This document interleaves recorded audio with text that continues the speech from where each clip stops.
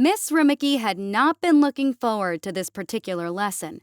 She knew that, eventually, once she had worn out all of the cultural aspects of humanity, their vehicles, clothing, and whatnot, someone was going to ask about biology. The day before, one of the more annoying opticon had broached the subject at the end of the lesson, and the entire class had rallied behind her. To be fair, she was something of an expert on some forms of human biology, though she wasn't going to be bringing that up in class. Miss Rimmicky blinked awake with bleary, slitted eyes as the alarm clock went off next to her bedside table. It was a classic model GE alarm clock, a relic from the bygone 1990s of Earth. They were remaking them, part of an ode to the classics renaissance that was currently taking over most of the countries on Earth. She frankly hated it. It made a loud, skin-crawling klaxon-type noise when the chosen time had arrived, and it made her instantly snap awake. This was the first of many things she found odd about humans. They did not automatically wake up. Nearly every alien race she could think of had a natural alarm within their brains, a survival mechanism that allowed them to wake up at the perfect time they desired, as their internal clocks ran like a well-oiled machine. The internal clocks of humans, however, ran like a bicycle that was missing a wheel. "Caden, the alarm," Miss Rimmicky said groggily, her face pinching as the little clock kept rattling her skull with each beep. It was amazing that, despite the rather sensitive ears of humans, they could sleep through both alarms, car accidents, explosions, and possibly entire war zones. "Caden," Miss Rimmicky whined, looking down at her side to the human male clinging to her. Humans, oddly enough, loved things to be cold when they slept, or at least a very high average. No one had any idea why, as all aliens loved their rooms warm and cozy, yet humans would happily turn a room down to nearly 62 degrees UAS Fahrenheit and then cuddle under a blanket. Caden was no different. Even now, he clung to her like he was trying to grapple her into submission, one muscled leg tossed over her thighs, and an arm wrapped around her ribcage. Miss Rimmicky, being a Zamra, needed heat to stay warm, and was normally quite chilled on space stations because they were rarely warm enough. Caden couldn't sleep when the room was warm, so they instead had a thick comforter, something the humans called a duvet. Miss Rimmicky could stay quite warm under the blanket, but Caden was like her personal space heater. Humans produced a ton of body heat, likely the reason why they liked to sleep so cold, and Miss Rimmicky was like a heat sink for Caden. This led to their usual morning of tangled limbs, as well as Miss Rimmicky having to drag the rather flirtatious hands of Caden away. Miss Rimmicky never failed to laugh every morning when she had to untangle herself from Caden and lightly swat his hands away. Humans were the only sentient race that could be aroused no matter the time of day. Nearly everyone else in the Confederation had to be fully awake, fed, watered, and active for at least 3 to 4 hours before any kind of amorous awakenings came into play. Humans? Humans didn't even have to be awake for their motor to be running. Many star citizens that studied humans had a deep belief that this was the reason for their constantly expanding population. This odd trait had been the downfall of Miss Rimmicky several times this week alone, speed-walking her way to class after having to re-shower and refresh herself before being in front of her students. It's no fault of her own, as she had a very strong will, even for the Zamra. The downfall came in the form of human pheromones. Humans were the most pheromone-laden in the mornings as the body rests, and this has been so commonplace that not even the humans seem to notice it anymore after the hundreds of thousands of years in their evolution. This meant that all citizens of the stars, including Miss Rimmicky, awoke to a pheromone-laden room every morning, something that scared the absolute sense out of some races while arousing others. Some star citizens that evolved from prey animals are snapped awake with the desire to run and hide, overwhelmed by the smell of a predator next to them and swamping the entire bedroom. Others that evolved from predators find their heart beating fast and mind racing, but for a whole other reason. It takes almost 5 months for a star citizen to acclimate to a human mate, though male star citizens who pal around with female humans find their mornings extremely uncomfortable. There was even a code gleaned from these occurrences, as male star citizens will phone into work to say, "An extra 5 will do," to let their bosses know they need a little more time to calm down. Caden, again, was no different, and may have even been a little worse. As he reached over and slapped the alarm till it was quiet, he rubbed his face into her shoulder, squeezing her tighter with his arms and legs. "Mornin', my little dragon queen." Miss Rimmicky narrowed her sleepy eyes, then reached over and placed her large clawed hand against Caden's forehead. "No," Caden just chuckled, kissing her shoulder and then her neck. "No, Caden." Miss Rimmicky giggled, using the extra height and weight she had on Caden to push back against his forehead, allowing her to wiggle free of him and the bed. "I cannot be late again, and you are the sole reason why I usually am." Caden sighed from the bed, still partially cocooned in blankets, and leaned up onto a strong hand, as his blonde hair fell down around his face in bed-headed ringlets. "That's fine. Just means I get to watch you go." Miss Rimmicky looked over her shoulder, raising a scaled eyelid at him. Her heart gave a soft flutter as she caught sight of the morning light emitters casting his pale skin in a soft glow, but a sharp click caught her attention from the living room bar. If it wasn't for the coffee maker gurgling to life and reminding her she had a job to do, she would have been lured back into bed by the little love predator. Speaking of coffee, humans were caffeine junkies through and through. While slipping on a pair of jeans and a sweater, Miss Rimmicky inhaled slowly and dragged in the caressing scent of roasted coffee beans. Human biology was rigorous, allowing them to consume a litany of poisons and stimulants that only served to fill them with jittery energy or get them high out of their minds. Coffee was a stimulant that humans had a high command of, and was likely one of the few reasons why Earth was as filthy rich as it was. Coffee, no matter how hard they tried, could only be grown on Earth. Scientists were dumbfounded and enraged that they could not get the plants to grow, and even the Nimicky were perplexed at the finicky little plant. The desire of the coffee bean elevated the countries of South America to a power on par with the unified American states and the European coalition, and were being courted by the UAS into joining. Fields upon fields of coffee plants ran all along the bean belt, as it was called, and Earth had a stranglehold on its production and market value.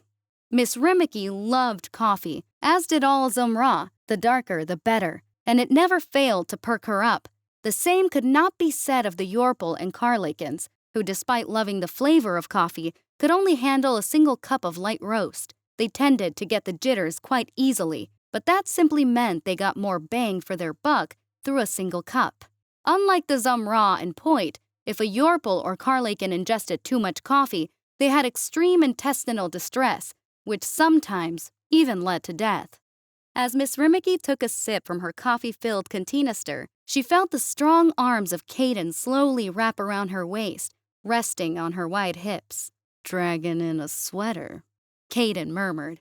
Miss Rimmicky snorted and slapped at his hands.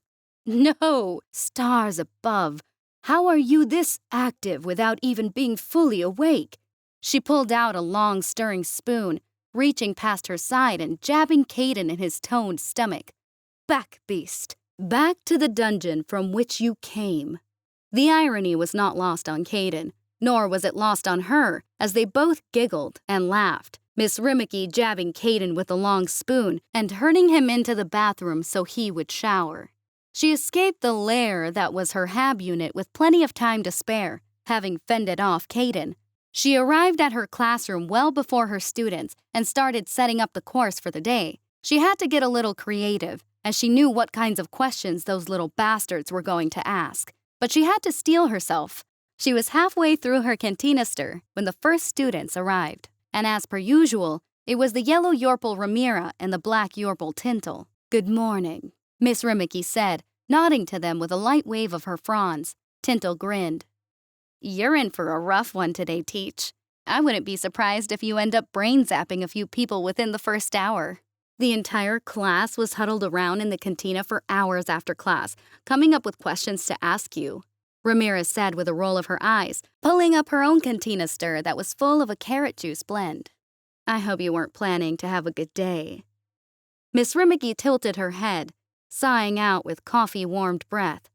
Oh, goody. You two go ahead and have a seat then. I'm sure they'll all arrive at once, prattling away like songbirds. My sister told me about the birds. Ramira mused, fluffing out her butter-yellow head fur before taking a seat near the front. Is it true they sing with the sunrise? Farron always says they do.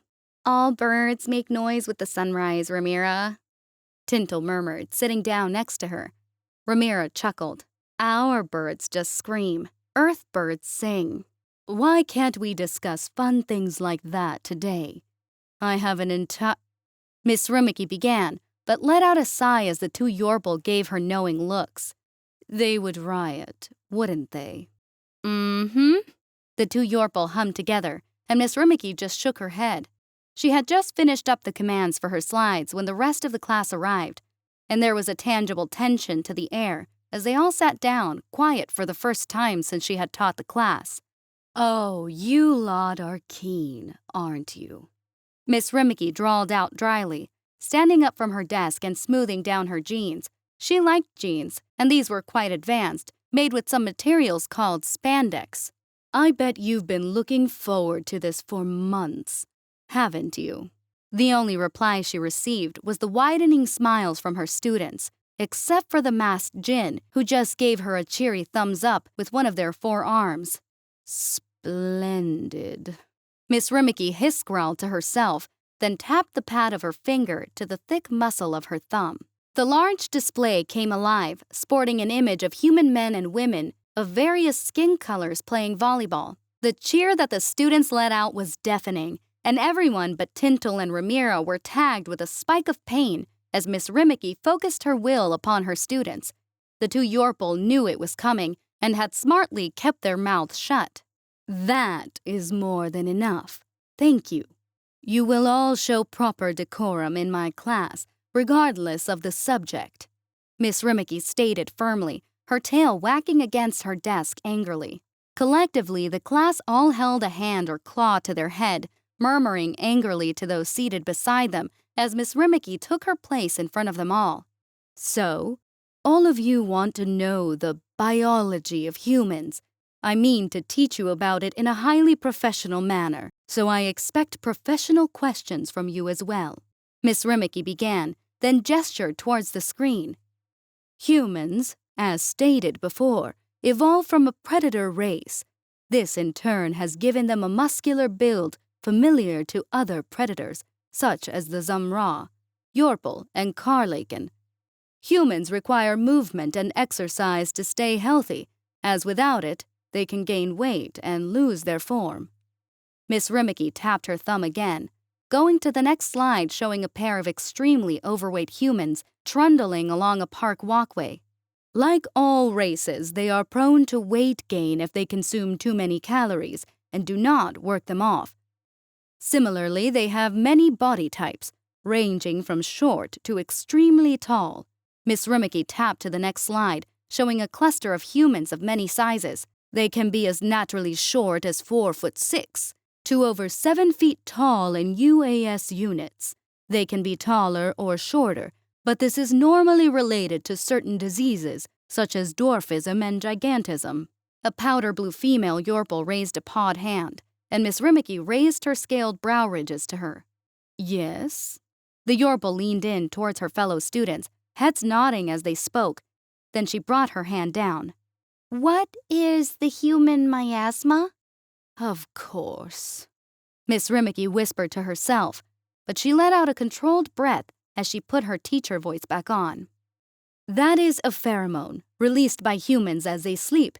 Humans themselves are not affected by it, or at least not as much as other races of the Confederation. This pheromone causes different reactions, depending on the legacy of the race. Prey races will react in fear when they smell this pheromone, and it has been compared to a musk. The Poit, Jinn, and Nimicky so far have had the worst reaction to this pheromone, as they have awoken or have been filled with a blind panic, running from the room where the pheromone is present and then hiding.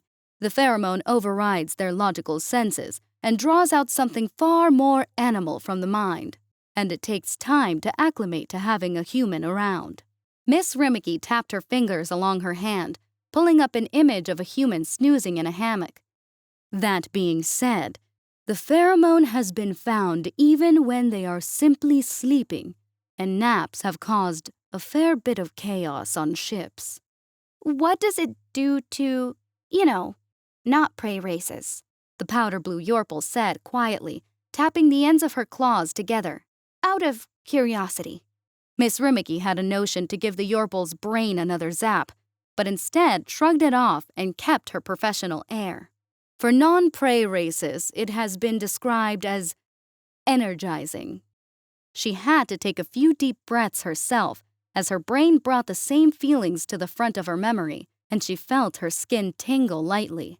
It can cause the heart to race, the blood to rush within veins, and the brain to spin to life so quickly that it has been able to jerk a star citizen awake from a dead sleep. It causes the stomach to flutter, the skin to sweat, if it can, that is, and for an unusual arousal to take you.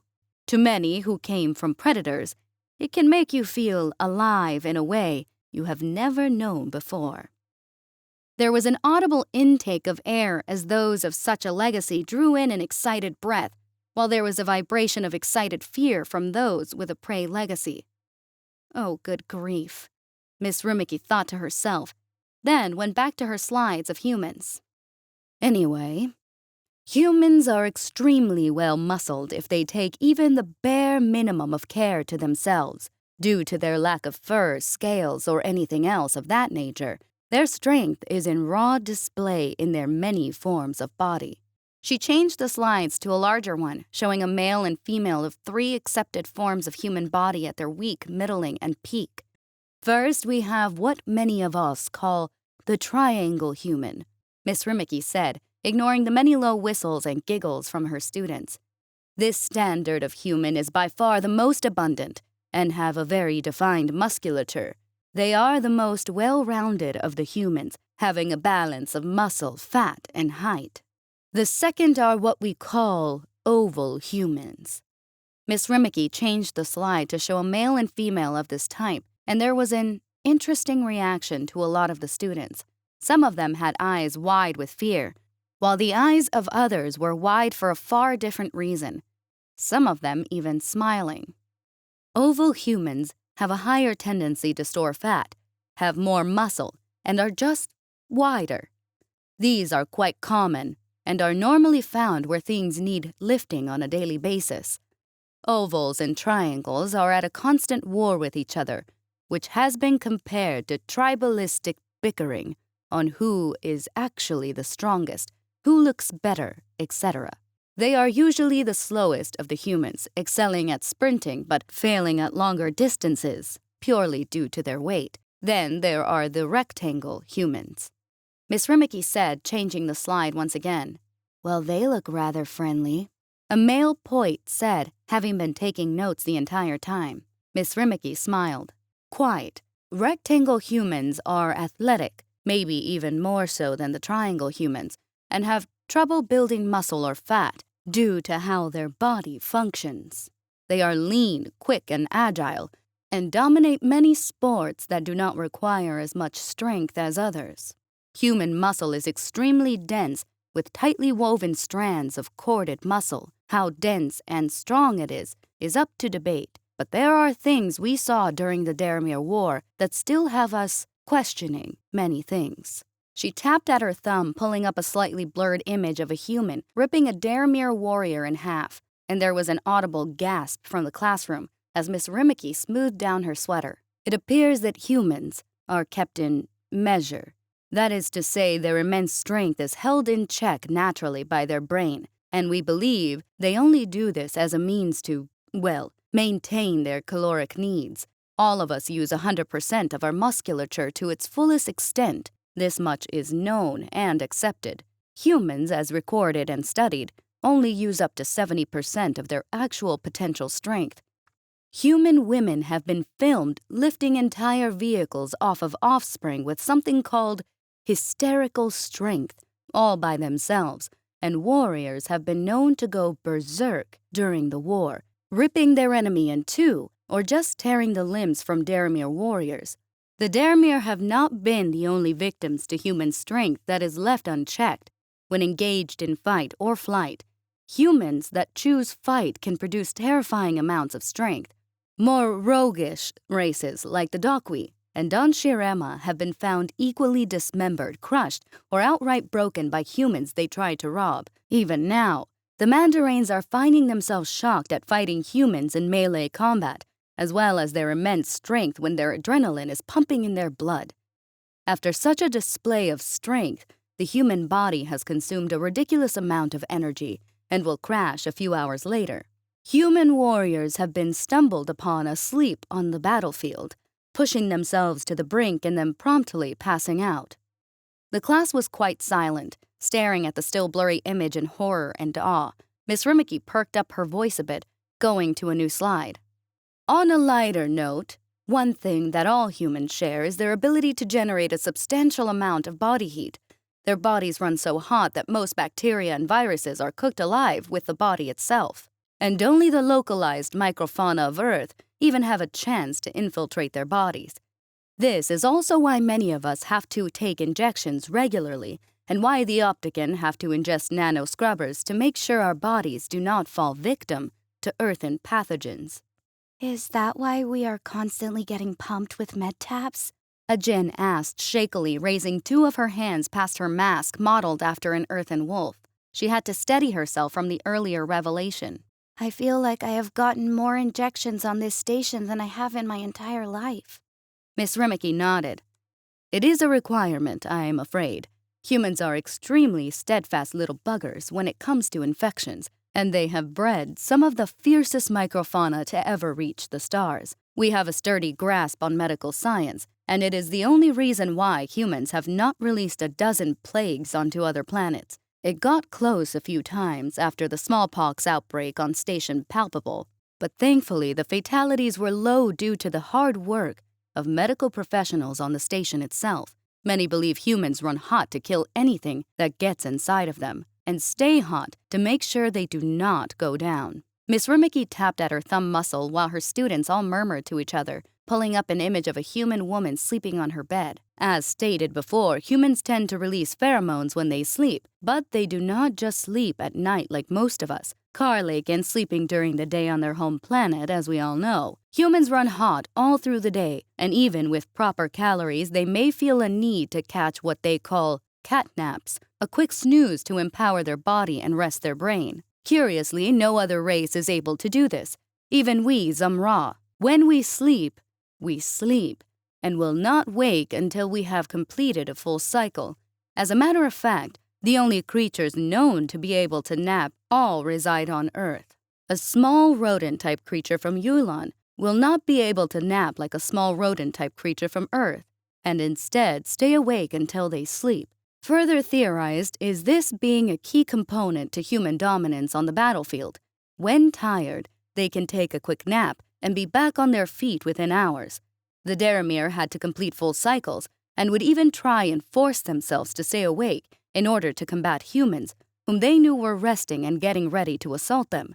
This led to the Daramir being exhausted by the time the humans hit their lines, unable to nap, and instead trying to stave off their already long-due sleep cycle. Are you trying to say their superpower is of microsleeping? A male Optican asked, his brown feathered head tilted in confusion. What is a nap of feeling like? You can find out if you intake some human pheromones, Miss Rimiki said with a wink, and the class erupted into laughter and guffaws. A female Carelacan hissed out in a giggle, then held out her hands, palms up. You cannot be serious, Miss Rimiki. I'm quite serious, Miss Rimiki said with a smile. The only times other races have been able to experience a nap is when they are near other napping human. Of course, they have to combat all the other feelings that may arise, but if they master themselves, they can experience a short sleeping cycle, or the human nap. If they like sleeping so much, why do they ingest so many stimulants? The female Carlaken asked, resting her lizard-like head on her clawed hands. Miss Rimmicky tapped at her palm until the slide of a human drinking coffee came onto the screen, and only she knew it was Caden. It is a fair question, and frankly, the only answer we have is that they like it. Humans, for whatever reason, love ingesting poisons, stimulants, and minerals that make them perk up or feel different ways. We had all thought the Nimiki were the deviants around us, but humans put them to shame. Caffeine, sugar, nicotine, alcohol, cannabinoids, cocaine, opium, capsaicin. Humans ingest them all. They may want to flavor foods, feel more alert, disassociate, or just sit on the couch and eat junk food. Humans are some of the most prolific junkies currently cruising the stars, and their bodies are so robust that they can even ingest stimulants from other races with ease. Miss Rimmicky was about to go on listing some of the more favored human stimulants when a raised hand caught her eye, and she turned. Yes? What is it? I just got an alert that there's going to be a station emergency drill here in about 20 minutes or so, and those always take forever. Before we have to end class early, can we know? You know. A female poet said, running the pad of her finger along the tabletop. The fun question? You know, what we're going to ask? You know, about the rumors? Miss Rimmicky tried to play dumb, raising her scaled eyebrow ridges again and tilting her head. Rumors? About their mating rituals? A male Yorple spoke up. The lengths they go, how they have affected the Confederation, how it made the Zumra rather angry, and why Yorples are taking human mates at— Yes, all right, Miss Rimmicky said, holding up her hands with a flare of her head fronds. I know what you're asking. However, before I pull up the slides, all of you will be on your best behavior. Got it? A chorus of silent, nodding heads replied to her, and she queued up the slides. One was of a rather buxom female human wearing lingerie, the other a strapping male human wearing only shorts, both of them giving the class an eye that the humans were already well known for. The class itself was very quiet, though they were reacting in their own way. The fur of the Yorples floofed out a fair margin, the hoods of the Carlaken coming forward in an embarrassed manner to try and shield their faces, and the point all blushed, bringing freckles up onto their skin. The Optican were the most pronounced, their feathers poofing out in embarrassment, while the Jinn were calm and cool, though their fingers did fidget with their masks. Humans are predators, and they like to hunt, in all a manner of ways. When not in combat, humans become predators of affection. Their body language not only changes, but it is subtle. For the most part, all of us are so advanced that we are quite cordial with each other and openly display our affections with words. The humans are quite behind us, technically, and they wage a different kind of war, one that could be called biological. Miss Rimmicky began, and she kept taking in deep breaths in order to keep herself calm. She hated how she got when talking about this subject, but all it did was make her think of Caden. Humans bring out the worst in us, and sadly the Zumra the most. A popular human saying is, all is fair in love and war, and they are just as adept in one field as they are the other. Miss Rimmicky set the slides to slowly rotate through a section of 50, showing different aspects of human courtship.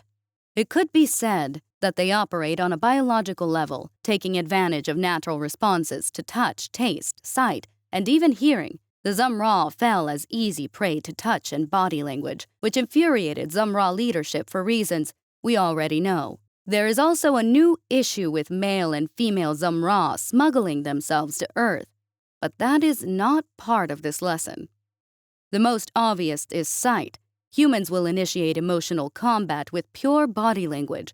They will narrow the eyes, smile, grin, and have a deep command of their eyelids and eyebrows. Confederation scholars believe that half of the human language is silent, derived from the eyebrows and eyelids alone. There are also their fingers, Miss Rimmicky said, fighting to not smile. Humans will initiate touch in ways that none of us could even understand, having left that kind of communication behind centuries ago. A light touch to the shoulder, a finger to the chin or lips, the subtle caress of a hip. Hundreds of star citizens have fallen as eager prey to human touch alone. By some way, They know exactly how to touch, caress, stroke, or brush us to elicit a reaction. How they know this, no one is sure, but it appears to be innate, as if they can see us at a feral level and understand how to get the response they want out of us. A few certain scholars believe that human flesh is biologically weaponized, as human skin is quite unique with its ridges, and many consider it to actually be a weapon. The Yorpal, Zumrock, Karlaken, and Optican are the most affected by this. It has been so much of a problem that humans are not allowed to touch these races while on some stations, as it is an actual fear that they may accidentally seduce a star citizen without intending to. Even firm handshakes and eye contact have smitten some officials, leaving them a twitter and causing them to become soft-hearted in negotiations. Furthermore, humans will engage in psychological warfare for affections. They will buy you small gifts that have meaning to you, and they will hug you, a form of intimacy where a human will wrap their arms around you and normally clasps the hands. Miss Rummicky said, pointing to the display. These are dangerous for more than one reason. One, once they have you, you cannot get away. By all means, try and get away from a human who has their arms around you.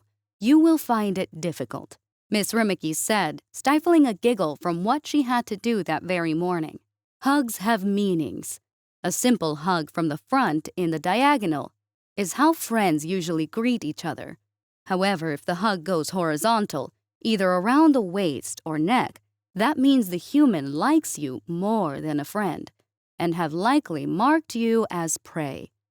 A hug from the side is also a friendly gesture as long as it is around the shoulders, but should that hug travel south, you are marked as well.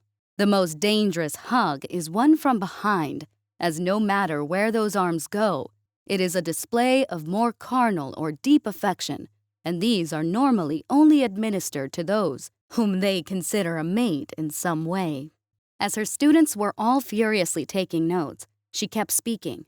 Do note these hugs work in the same way on humans. If you hug a human around the neck or waist from the front, you are telling that human that you see them as a potential mate, and they will treat you in kind if they are interested. This can be quite awkward if they are not interested, and the humans are quite good at making that known in a kind manner. The most dangerous is a hug from behind. If you hug a human from behind and have not built up that level of trust and affection, it is no different than hugging an earthen bear from behind. You have a good chance of being mauled for your troubles.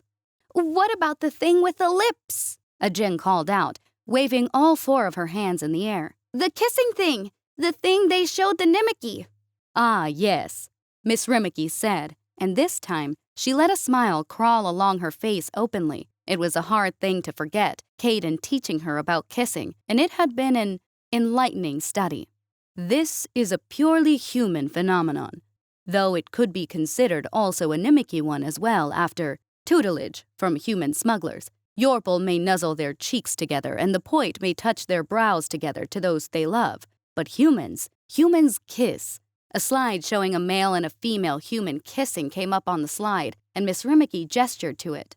Kissing is the action of pressing the lips to a part of the body, and this is considered the third human language.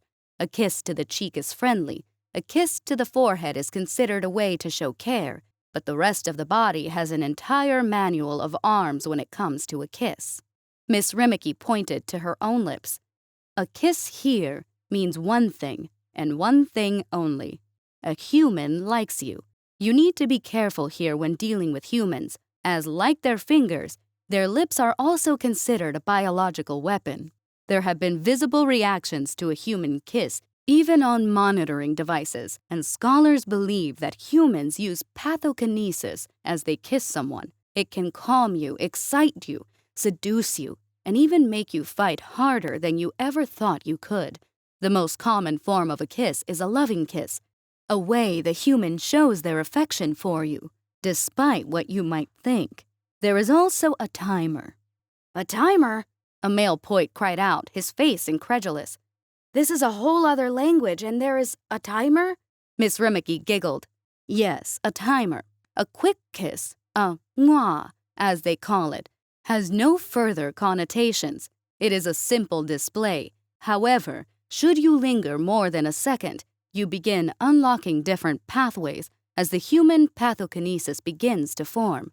If you or the human lingers, they will then turn their head to the left or right as if working a key, and the lips will then combine. You are now working past locks and can be considered in combat. If either combatant pull away here, it can be considered flirtatious and teasing. However, should you keep the lips together at this point, humans will then rotate their head again, pushing past the third lock.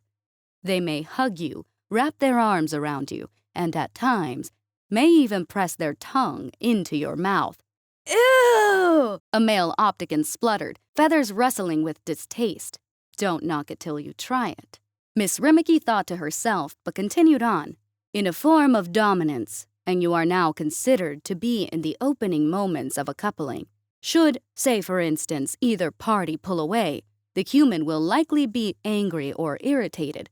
This is in part due to you showing dominance on the human, or human to another human, and trying to control the situation. I am not joking you when I say human courting and coupling is like combat to them. There is dominance, submissiveness, and tally-keeping even here. I suppose they could also be angry because it's kind of a buzzkill, Tintle said, having been resting her chin on her arms the entire time and watching Miss Rimmicky speak with great interest. You get the engines all fueled up for nothing. Even ships hate that. A male Carlican spoke up next. Is it true about the wrestling? There was a murmur of giggles and chuckles around the room, and Miss Rimmiky's heart kicked up a few notches in her chest. Human coupling is vigorous. Their strength is on full display here, Miss Rimmicky said coolly, despite her massive heart thundering her ribcage. As all of you know, the members of the Confederation, as well as other spacefaring races, treat mating as a polite requirement of reproduction. Sometimes it is even faceless depending on the planet. Instead, being a deposit of genetic material, the Huguen of the Shashout Ring have left behind physical mating and even birth, instead growing their young in great nurseries. Humans do not believe in this. Their mating is as ferocious as their prowess in combat, and they judge each other during it as well. Should a partner be lazy or lackluster, they are passed over. Scholars have noted that entire marriages have fallen apart due to one of the humans becoming devoid of effort, in which the other human goes and seeks a better partner. Before any of you ask, no, I will not be showing you any aspects of human mating on the display. We will only speak about it.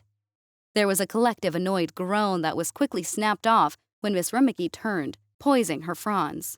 Humans, Miss Rimmicky began again, keeping her fronds pointed at her class, bite, claw, and muscle each other during their mating, though it can run the gambit of being either feral, salacious, or intimate. It has been called horrifyingly violent by some scholars, while others have viewed it as charming and pure by others. Death is a common occurrence in human mating, and there is a warning to you all with it. Humans, both male and female, have accidentally broken and killed other races who have tried coupling with them.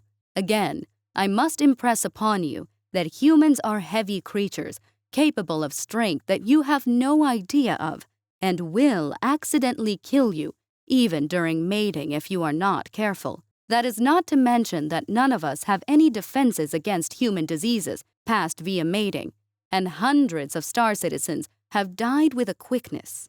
Syphilis so far has a record of killing a point within 3 days of infection. Left untreated, humans can survive it for up to 20 years.